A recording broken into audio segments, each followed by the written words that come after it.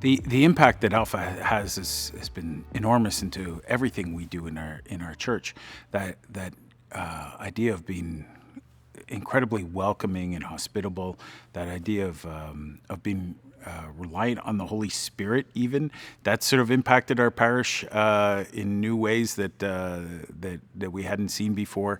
The idea of being really real and authentic with people, like sharing who we are and trying to discover who that person is as well, and being real there.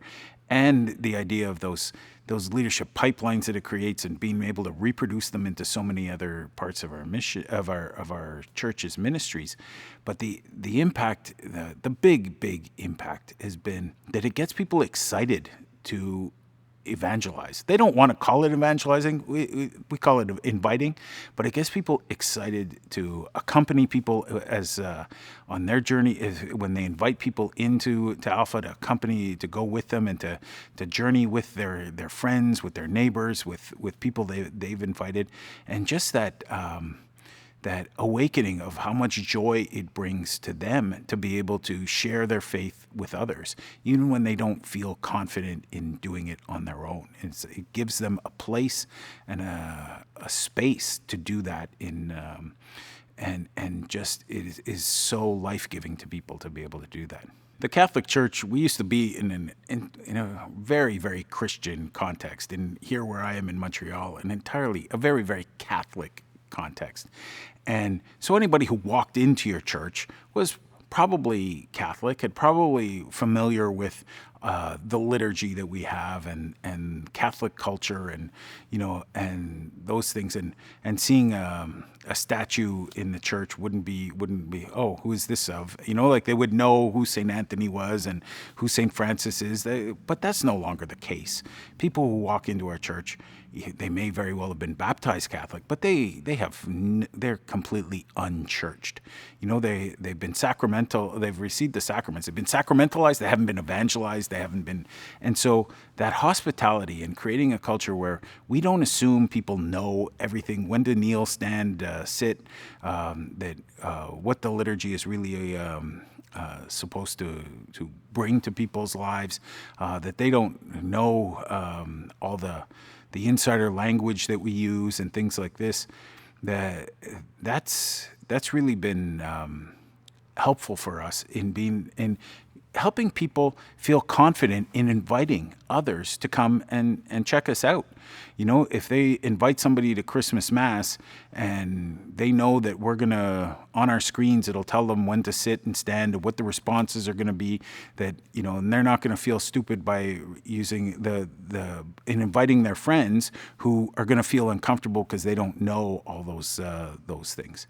And if you're a Catholic leader, if you're a Catholic priest, you know that at funerals and weddings and things like that, when you say the Lord be with you, you hear tons of people saying, and also with you, which was the old translation that we used to use. And, and it's tons of people aren't familiar with the liturgy. And so being hospitable, welcoming people wherever they are, not making them feel bad or dumb for not knowing all the latest jargon that we use and all the responses that we have, is really a key to making them feel that there's a place for them in the church.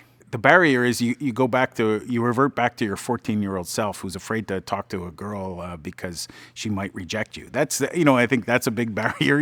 And it's like getting over yourself and getting over your 14-year-old insecurities. That's a big part of one of those barriers.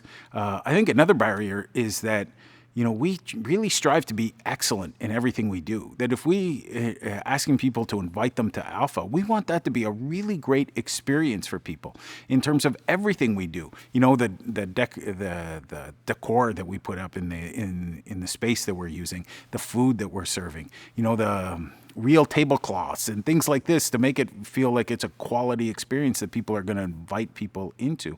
So whether the Mass having really excellent hymns, really upping your game on your preaching and things like that, so that people feel comfortable inviting somebody, knowing that it's going to be a quality experience, that you're not going to have to apologize afterwards for inviting them. Oh yeah, it was kind of sucky today, or that was really not what I hoped for. I'm sorry that you should try it again when it's a little better or something. But so being consistently putting out a quality product, if you want to use those terms, is really, I think, part of the key to getting people to be invitational and encouraging, celebrating the invitations. Don't celebrate how many people actually come and say yes. Celebrate the fact that they invited. How many people did you invite? That's what you should be celebrating, not how many people actually said yes. If somebody's batting is like 0 for 20, let's help them figure out how to get like that first one, and up their batting average on that. But you'll be celebrating that they said the 20 invites. That's incredible. The first invite, celebrate that first invite that somebody makes. Celebrate when you encounter somebody new in your parish and you see that and you ask them, oh, what brought you here? And somebody, so-and-so invited me. Just go up and thank that person for doing that invitation. Celebrate the invitation, not so much the yeses, but celebrating the invitation of people is really key to building that culture and helping them overcome the idea that, oh, they're going to be rejected.